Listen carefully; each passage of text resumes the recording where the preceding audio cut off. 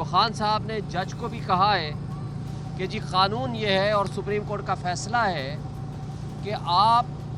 Routine میں وہ cases چلائیں گے، جو پہلے کیس ٹیک اپ ہوا ہوگا وہ پہلے چلائیں گے، جو بعد والا کیس ہے وہ بعد میں چلائیں گے۔ اور آپ کو پتہ ہے کہ یوسف رضا گیلانی، نواز شریف اور آصف علی زرداری کے خلاف ریفرنسز فائل ہوئے تھے، جو قانون کی تبدیلی کے بعد اب آٹومیٹیکلی یہاں ایف آئی اے کے کورٹ میں چلنے چاہیے۔ تو جج صاحب سے سوال کیا کہ جو 10 سال پرانے کیسز ہیں ان کو تو آپ ٹیک اپ نہیں کر رہے، اور آپ نے میرے خلاف کیسز کو فاسٹ ٹریک پہ چڑھا دیا ہے۔ ہمیں کوئی اعتراض نہیں ہے، ہم کیسز کو ڈیفینڈ کریں گے، لیکن آپ ذرا یہ بھی دیکھ لیں کہ جو قانون کے مطابق گاڑیاں نہیں لے سکتے تھے، انہوں نے نہ صرف گاڑیاں لیں، قانون کو توڑا، اور اس میں نواز شریف کی بی ایم ڈبلیو جو کہ بلٹ پروف گاڑی تھی 6 لاکھ میں اس نے لی ہے۔ وہ جرم جو ساری دنیا کی آنکھوں کے سامنے کیا ہے، آپ اس کے خلاف پوری ریاست بھی خاموش ہے، پوری پراسیکیوشن بھی خاموش ہے، پوری ایف آئی اے کی عدالتیں بھی خاموش ہیں، ایف آئی اے اور نیب بھی خاموش ہے۔ جج صاحب کو آج عمران خان صاحب نے یہ کہا، اور یہ ان کا قوم کے نام پیغام بھی ہے کہ یہ سوائے پولیٹیکل وکٹمائزیشن کے اور کچھ بھی یہ کس کیس میں نہیں ہے۔ اس کے آگے جاتے ہیں القادر ٹرسٹ، اس کے بارے میں تفصیل سے بعد میں بات کریں گے پرسوں کو انشاءاللہ، لیکن جس کیس میں کوئی نقصان نہیں ہے، جس کیس میں سوائے اس بات کے کہ پاکستان کو 190 ملین پاؤنڈ ملے، پاکستان کی تاریخ میں پہلی مرتبہ باہر سے پیسہ آیا، اس میں تو آپ نے ایک چیریٹیبل ایشو کو تو آپ نے ان کو ملزم بنا دیا، جبکہ آپ کو یاد ہے کہ زرداری صاحب کا بلاول ہاؤس لاہور میں 5 ارب روپے کا آج سے 13 سال پہلے بنا، اور اس کے بدلے میں زرداری کی سندھ گورنمنٹ نے وہاں ملک ریاض کو کراچی میں زمینیں دیں، جس کو سپریم کورٹ نے نوٹس لیا۔ آج تک کوئی کیس نہیں ہے، اس وقت بھی کوئی کیس نہیں ہے۔ پھر یہ جو این سی اے کے ساتھ معاہدہ ہے، حسن نواز نے ملک ریاض کو 9 ارب روپے کی پراپرٹی لندن میں 18 ارب روپے میں بیچی، یہ ہے اصل ایشو۔ یعنی وہ 9 ارب کی رشوت لی، جس کو این سی اے نے کہا کہ یہ سسپیشس ٹرانزیکشن ہے۔ اب اس 18 ارب میں سے اس کے اوپر تو آپ نے کوئی ایکشن نہیں لیا، آج تک نہ کوئی مقدمہ بنا، نہ اس کے اوپر ایکشن ہوا، نہ نیب بھی خاموش، ایف آئی اے بھی خاموش، ہمارے ریاستی ادارے بھی خاموش۔ اس کے ساتھ گندم سکینڈل، ابھی آپ کے سامنے $1 بلین کی وہ فراڈ ہوا، اس کے بارے میں کوئی رپورٹ آج تک سامنے نہیں آئی۔ لیکن جب ریاستی ادارے، جب ریاست ہی اس طرح کی حرکتوں میں ملوث ہو جائے کہ وہ اپنی ایک ریٹ قائم کرنے کے لیے اور جو آنیسٹ لوگ ہیں ان کے خلاف ایکشن لینے کے لیے اس طرح کی حرکتیں کرے گی، تو لوگوں کا مسٹرسٹ ہوگا، اس ذریعے سے پھر انویسٹمنٹ نہیں آتی۔ اور اس سے آگے جو خان صاحب نے خود کہا کہ آج 2 بڑے معزز جج صاحبان، آپ کو پتہ ہے کہ راولپنڈی کا جج اعجاز آصف صاحب، اس کو ایس ڈی بنا دیا کیونکہ وہ انڈیپینڈنٹ فیصلے کر رہا تھا۔ اسی طرح سرگودا اور میاں والی کے کیسز جنہوں نے فیصلے کیے، اس جج کو محمد عباس کو بھی او ایس ڈی بنا دیا گیا، اور ان ججز کو نوازا جا رہا ہے جو ججز عمران خان کے خلاف فیصلے کرتے ہیں اور اپنے ضمیر کے خلاف فیصلے کرتے ہیں۔ وہ آپ ہمایوں دلاور کی صورت ہو، شاہ رخ ارجمند کی صورت ہو، یا کوئی بھی ایسے ججے ہوں یا ایسے پراسیکیوٹرز ہوں جن کو عمران خان کے خلاف استعمال کیا جائے اور ان کو ان کا مفاد دیا جائے۔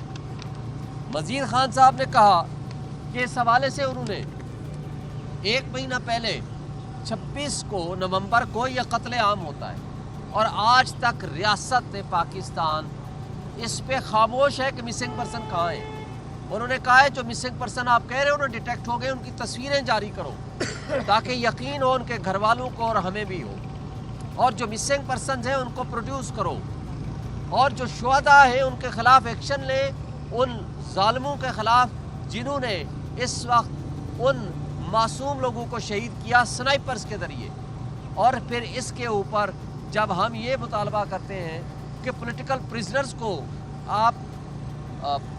रिलीज़ करें और आप इस पर जुडिशल कमीशन बनाएं, तो आप उसके ऊपर कुछ भी नहीं करते 1 महीना गुजरने के बावजूद। इसलिए खान साहब ने आज का अल्टीमेटम दे दिया है कि अगर कमेटी बन गई और उन्होंने संजीदा मुज़ाकरात इस मौजू पे किए तो ये कॉल जो सिविल डिसोबीडियंस की है वो कॉल ऑफ हो जाएगी। अदरवाइज़ वो अब उन्होंने जो ओवरसीज़ हैं उनसे वो मुतालबा कर दिया है कि अपने वो रिमिटेंस ना भेजें। और इसी हवाले से खान साहब ने जो फर्दर फरमाया है वो भी मैं आपको कह दूं कि देखें, इन्होंने 10 साल की डिक्टेटरशिप को कायम रखने के लिए पाकिस्तान के तमाम इदारे तबाह व बर्बाद कर दिए, उनको बेतौकीर कर दिया है। आपके यहाँ पुलिस नाम की कोई चीज़ नहीं रही जो इंडिपेंडेंट इम्पार्शल जराइम के ख़िलाफ़ कोई एक्शन ले, बल्कि उनको सबको, हाँ वो दहशतगर्दी की अदालतें हैं या दहशतगर्दी की जो प्रोसिक्यूशन का डिपार्टमेंट है या उनकी पुलिस है, उनको सिर्फ पीटीआई के ख़िलाफ़ लगा दिया गया। तो इस तरीक़े से मुल्क को नाकाबिल तलाफ़ी नुकसान पहुँचा है। IMF के एडवाइज़र ने ये कहा है, मोहम्मद सईद ने, कि जनाब जब इमरान खान को हटाया गया तो उसके ऊपर 42 बिलियन डॉलर का लॉस हुआ। तो पाकिस्तान को जिस तरह एक दलदल में धकेला जा रहा है, जिस तरह की ह्यूमन राइट्स वायलेशंस हो रही हैं, तो कौन यहाँ इन्वेस्टमेंट लेकर आएगा। तो लिहाजा ये जो इससे पहले एक आस और उम्मीद थी कि काजी जो सहूलतकारी कर रहा है उसके जाने के बाद यहाँ इंसाफ का निज़ाम कायम होगा, यहाँ सुप्रीम कोर्ट की तरफ लोग आँख उठा कर देखेंगे कि जनाब ये इंसाफ देंगे। 26वीं आईनी तरमीम के ज़रिए उसको भी ख़त्म कर दिया गया, जिससे लोगों का एक ट्रस्ट लेवल डेफिसिट हो गया है और आगे एक जो उम्मीद थी वो भी ख़त्म होती जा रही है। फिर खान साहब ने ये भी बताया कि उनका जो ट्विटर अकाउंट वो बाहर क्यों है, वो इसलिए है कि यहाँ जो भी ट्वीट करेगा उनकी बिहाफ पे उसको उठा के ले जाएंगे। आजकल एक ही तरीका है,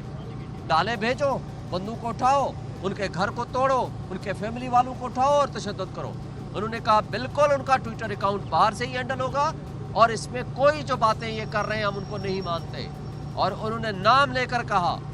कि जो लोग, बल्कि ख़ास तौर पर फवाद चौधरी, जो अपने आप को इमरान खान का नाम इस्तेमाल करके ये कहता फिर रहा है कि मैं बड़ा उनके साथ हमदर्द हूँ या पीटीआई के साथ हूँ, उनका हमसे कोई ताल्लुक़ नहीं है। जो भगोड़े उस वक्त छोड़ गए थे